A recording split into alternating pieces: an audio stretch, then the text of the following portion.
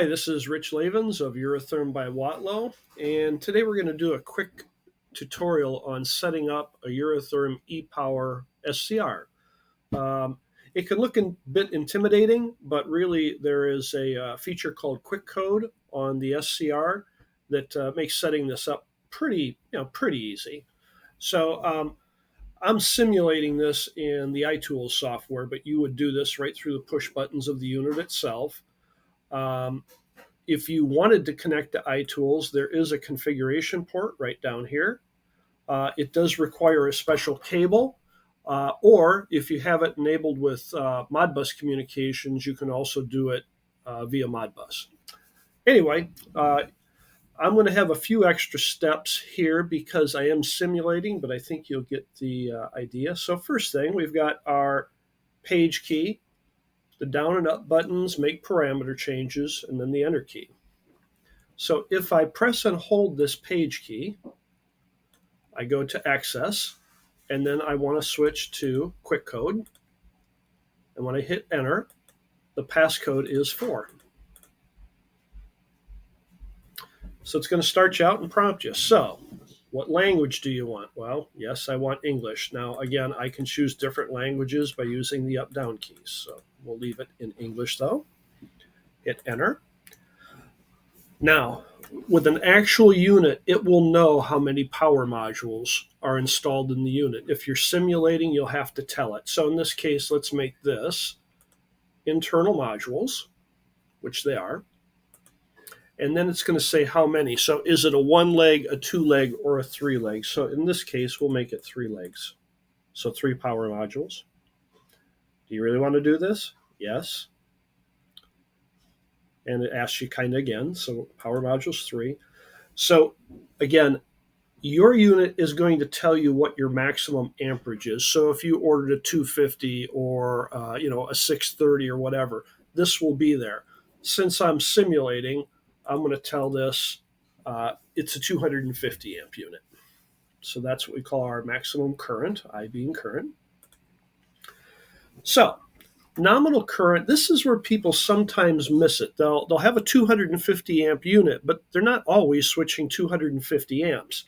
You have to set this nominal current to what the expected current of your process is going to be. So in this case, since I've got a 250, we'll say maybe this is a 225 amp load. So this becomes important when the unit actually is running. So 225. What's our voltage? Again, it's a maximum of 600 volts in this unit, but I may not be switching 600 volts. So let's run this down to 480, which would be more common. So the network type, if you recall, we set this up for 3 modules. Well, I could switch 3 single-phase modules, or I could switch a 3-phase module. In this case, we're going to set it up for 3-phase.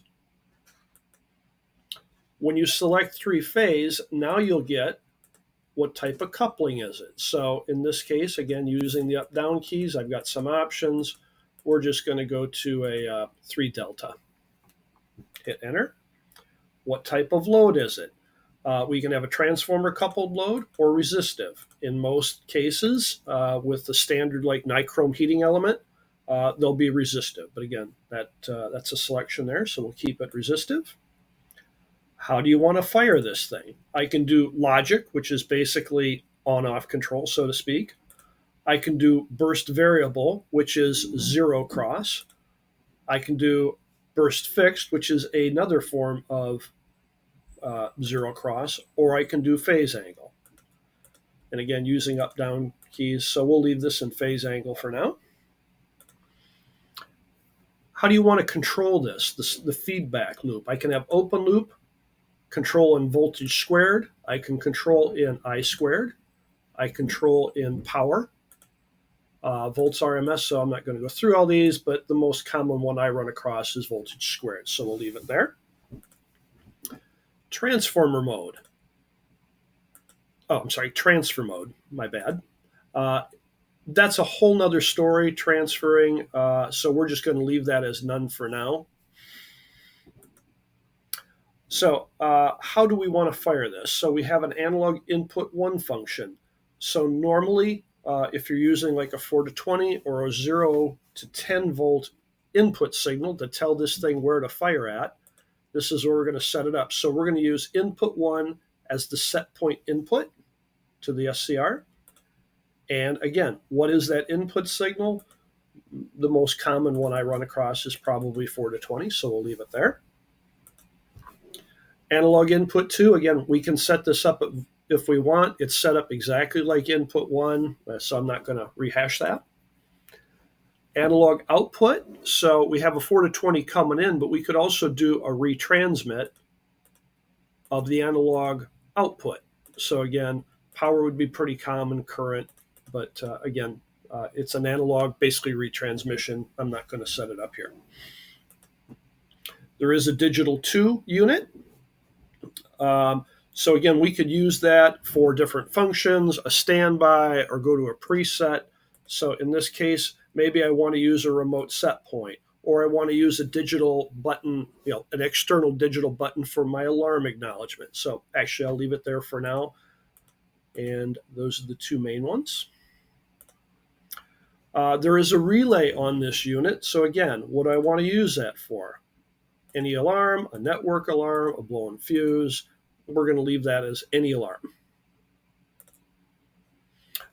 There is an energy counter, which again, different story, so I'm not going to go into it on this video, but you can enable or disable it with the up-down keys.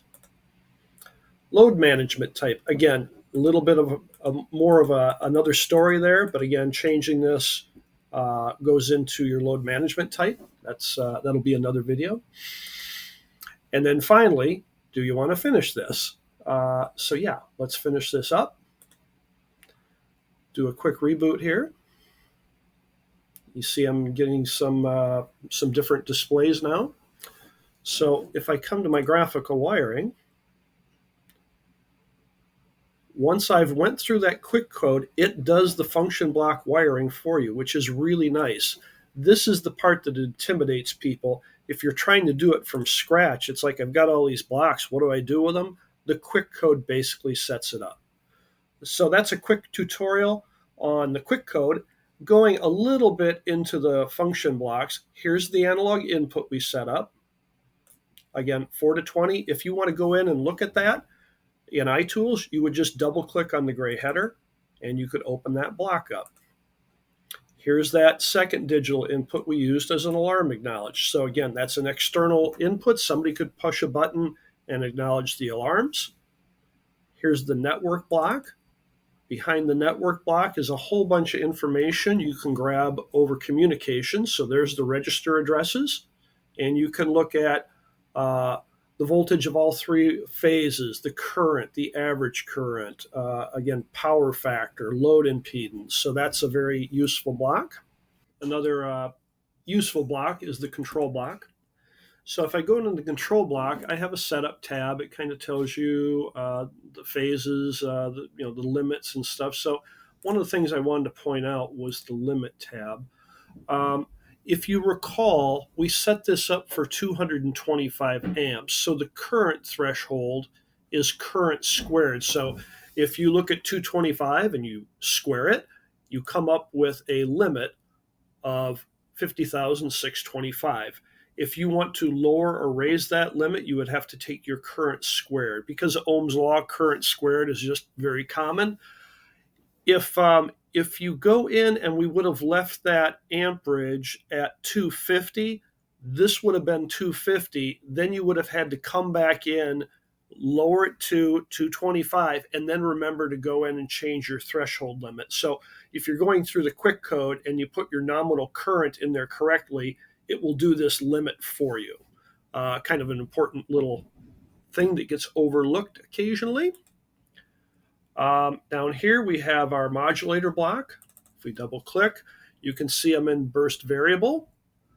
So to change that, like there's a drop down, and when I do that, it doesn't do a thing. Well, to make changes, two things to be aware of. Black font is read write. Blue font is read only. And depending on your access level, those will change. So I was playing around with this in between. So originally we had this in phase angle, but if I had a change of heart or a change of process and I want to switch it to burst variable, you just do it there. Once the change is done, remember to log out of access. If you leave the SCR in access mode, as a safety, the thing's not going to fire until you get back out. Pretty common question for me is, your SCR is not firing, what's wrong? Question number one, did you forget to take it out of engineer mode? The second part of that question is, there's a digital input here that's pre-wired as well. So that's a physical input. It's there. You could have a selector switch external to the controller, like run or idle or whatever you want to call it. And by switching that between a 0 and 1, you'll enable the firing circuit. If you don't want to switch external to the panel, you can just put a jumper in there. Again, I'm not telling you to put in a jumper. You have to know your process and what the process parameters are. But again, that's the other most common reason when an SCR won't fire. And then finally, our firing output, it just kind of tells you what's going on. You can have a soft start, a soft stop. There's that enable circuit that I mentioned earlier. You can see it's at a 0. It would have to be at a 1 for it to fire. Again, by switching the access level, you can see we have some different options open up to us as far as what we can change. Anyway, a very quick tutorial on the setup of an ePower. I hope you find it helpful, but reach out to us if we can answer any questions. Thank you.